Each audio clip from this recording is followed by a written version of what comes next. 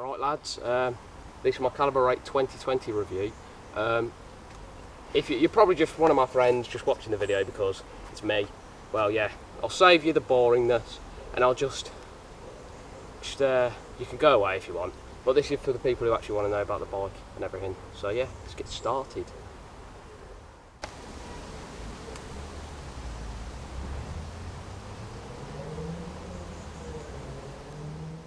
Right, to start off we have features, so components of the bike. So I'll start off with the forks. These are RockShox FS30s. They come with quick release axles. Just, you know, your basic 100mm travel. Not bad, not great, but for what most people are doing as a beginner hardtail, it's just right. Comes with both tyres are 29x225 WTB Trail Bosses. The rims are custom caliber, pretty strong to be fair. I've had my fair few crashes on there. The frame, 6061 hydroformed alloy, pretty nice. It's a pretty basic frame realistically, obviously hardtail. The brakes, right, the brakes are Shimano Tektro hydraulic disc brakes.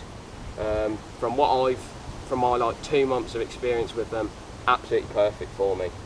The bars, custom caliber, as same with the seat, custom caliber seat. Lots of custom caliber parts on this.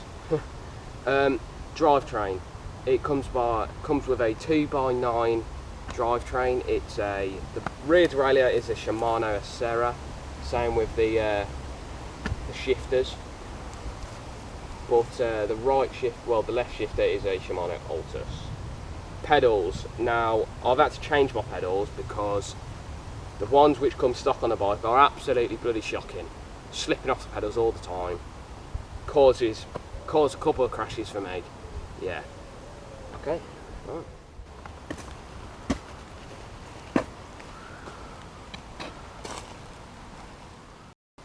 Right, so now we go with pricing. For a basic hardtail, pretty beginner, intermediate, you know, your beginner sort of XC trail bike, mixture of both, so you can do, you know, climbing, basic trail riding, and in my case, jumps and just crashing a lot. But yeah, it's usually retail price is 700 quid, which is, it's alright, but if you spend an extra tenner for a discount card, you can get it for 450, which in the mountain bike industry, that's pretty cheap for a bike. But you know, mountain bikes are pretty expensive at this point. So yeah, comes with great components as I've just listed before. Yeah, I think it's perfect for what I'm doing.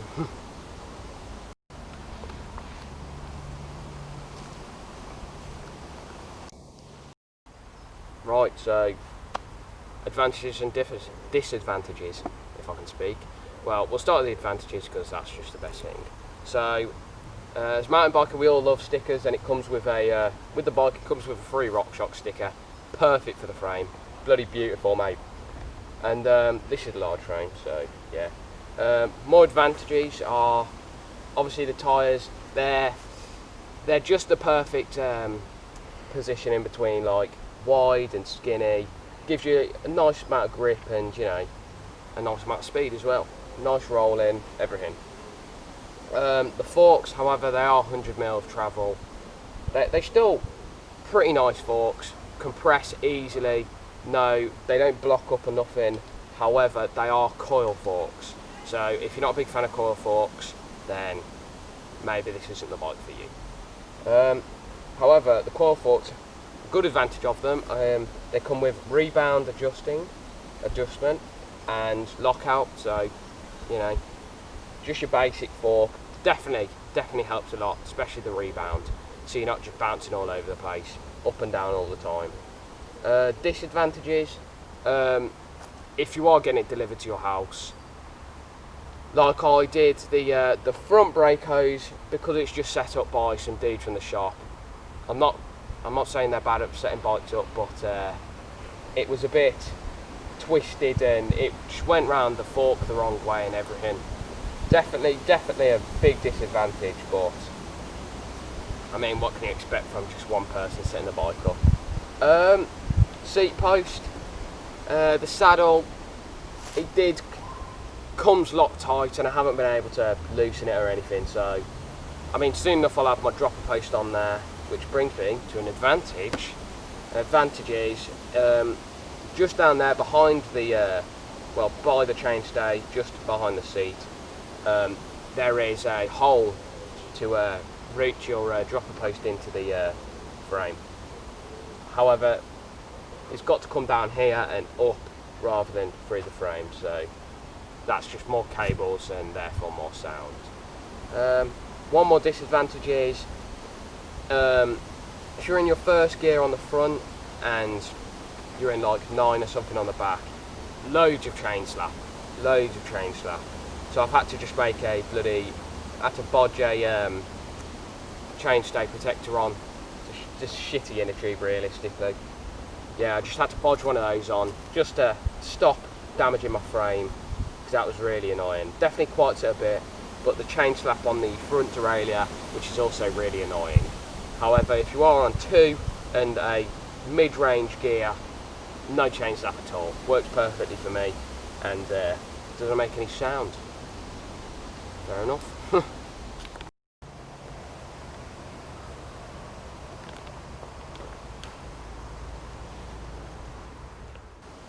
Right now, what I would change on the bike.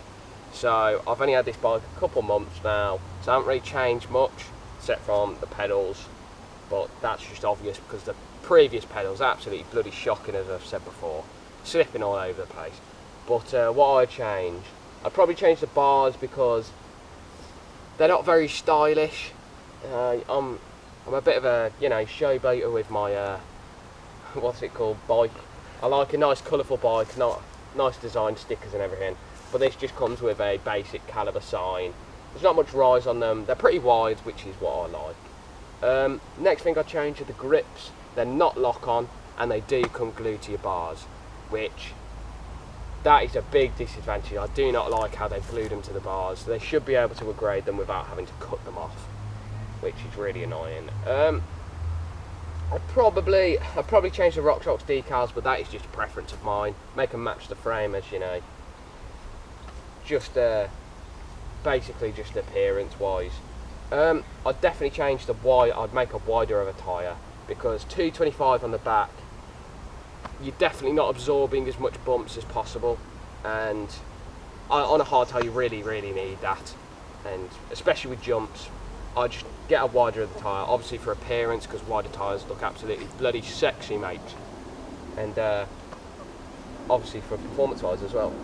Wider and more grip, more rolling speed, easy. I'd also change the chain ring. I'd make it a 1x, because 2xs they're just so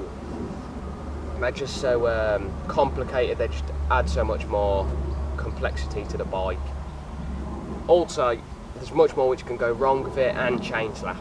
Lots of chain slap, because the chain has to be wide, well, long enough for 2 cogs rather than 1.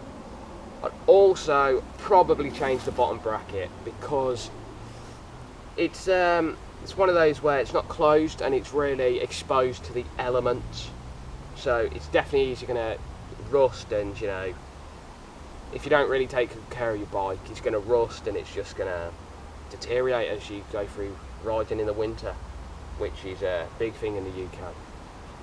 Yeah, sick.